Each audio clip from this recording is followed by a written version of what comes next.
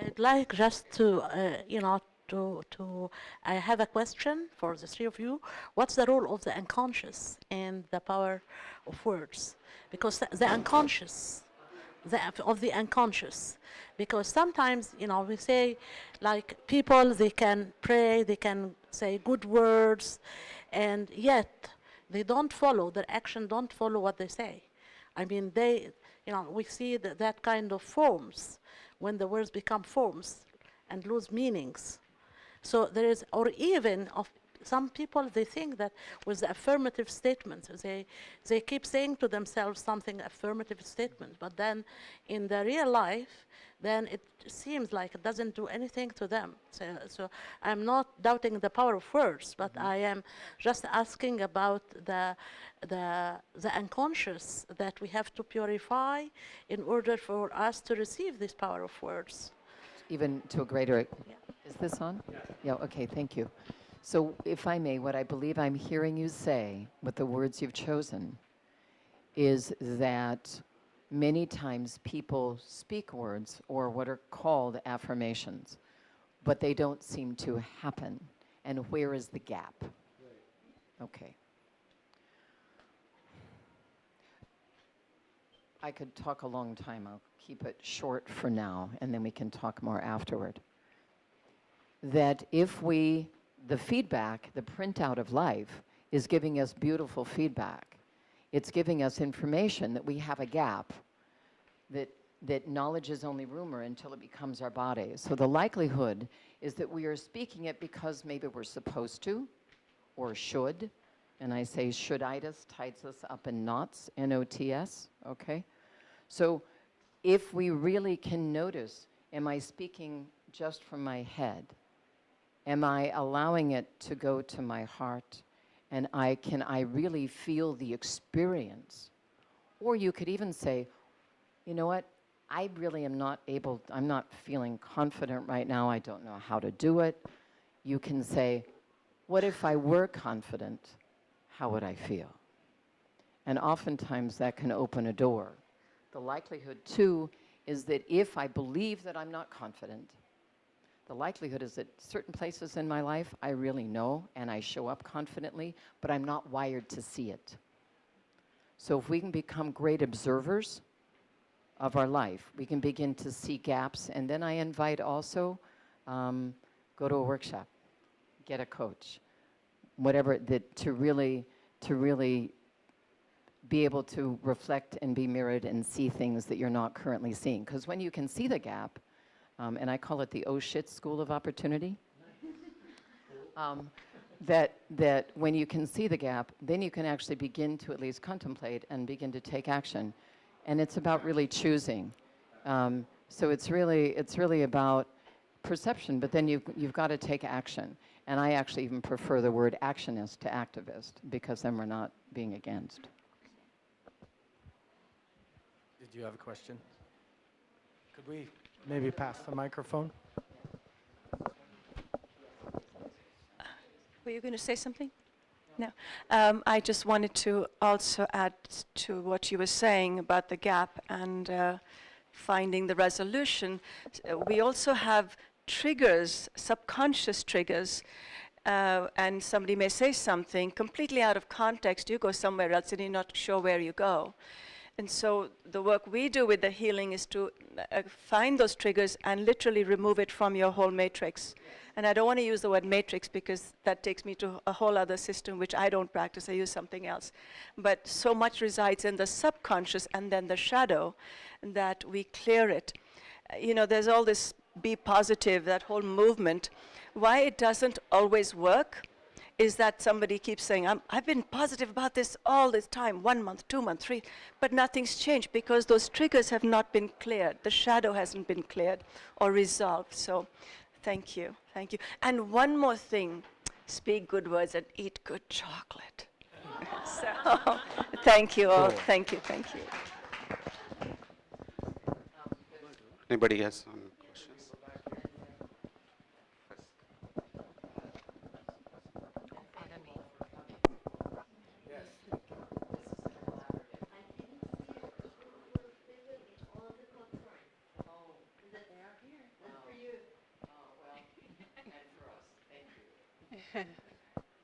Okay, thank you very much for this opportunity. Oftentimes I've heard people, or we are told, or we read about the fact that you can control how you feel or how you react to words said to you by others, but you cannot control what others may say to you. There has been a lot of word and a lot of talk about it. But at the same time, I come to realize that we are human beings. We are feelers. We get hurt. We have emotions, and everything that comes our way affects us. You cannot deny pain. You cannot deny the feeling of happiness, sadness, sorrow, and whatever that may come with the power of words. Now, I want to find out, where is the balance? How can you be someone who does not feel at the same time? You are a feeler. You are born to feel.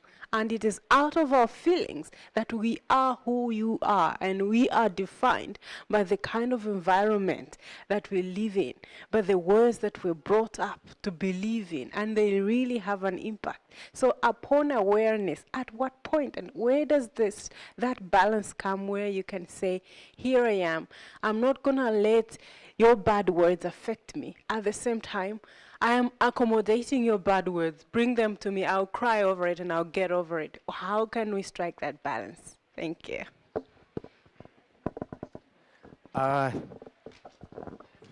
First of all, I don't believe personally that I need to receive other people's negative words that they bring to me. I believe in constructive criticism.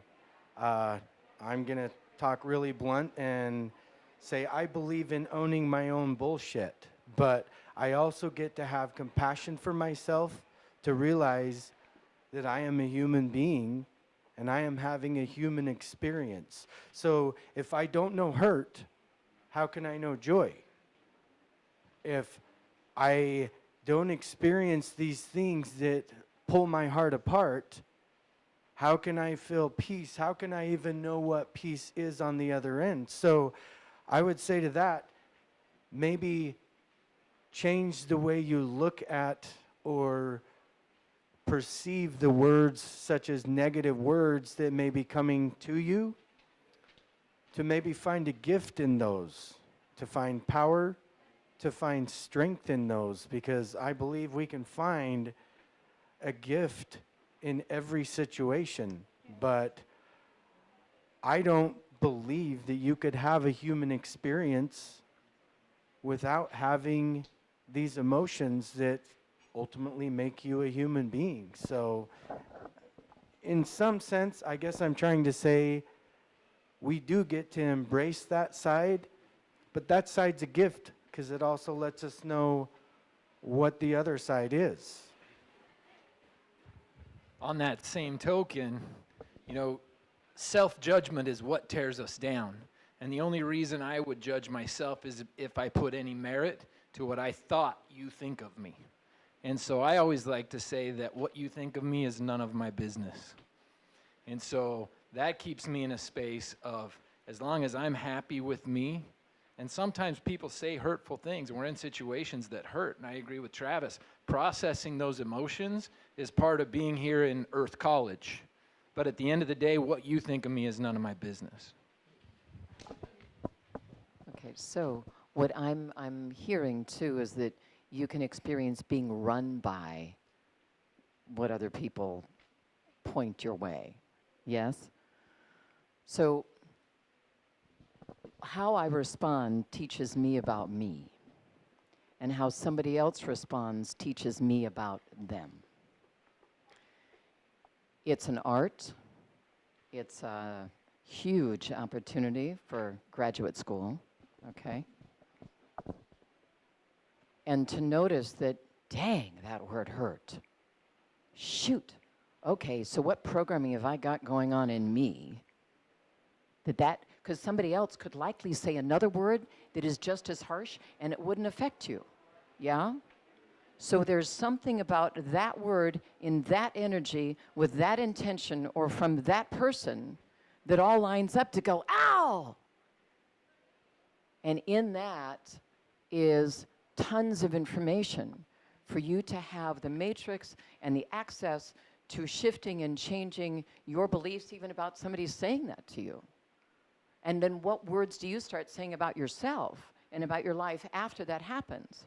You end up with access to a whole ton of things, tools that you can kind of go, okay, journal about it, have a conversation with God, your higher self, whatever it is. Ask questions. What's getting my goat here? What's the deepest ouch? And then if you have a belief, you can then say, okay, if that were true, knowing that it's not, but it can be an activity.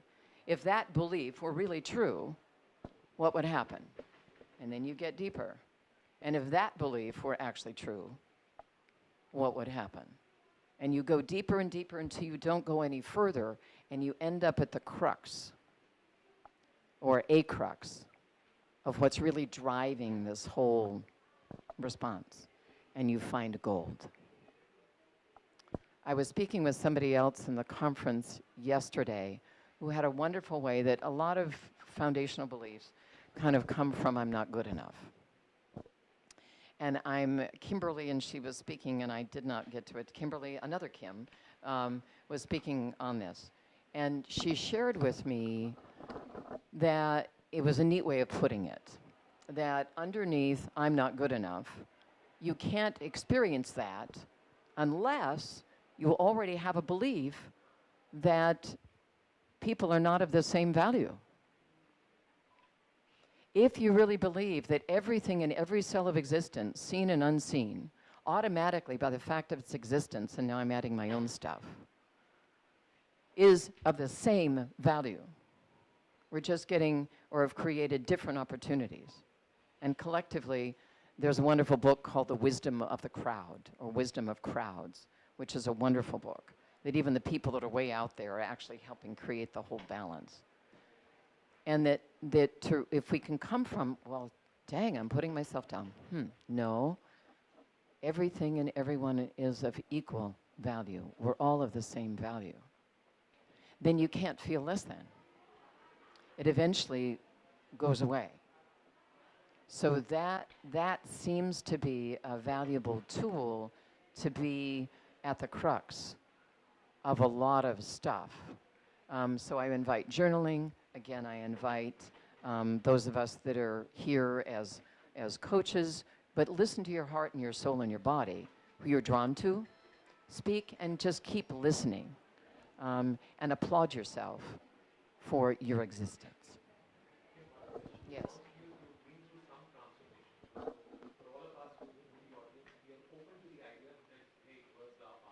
Yeah. Yeah.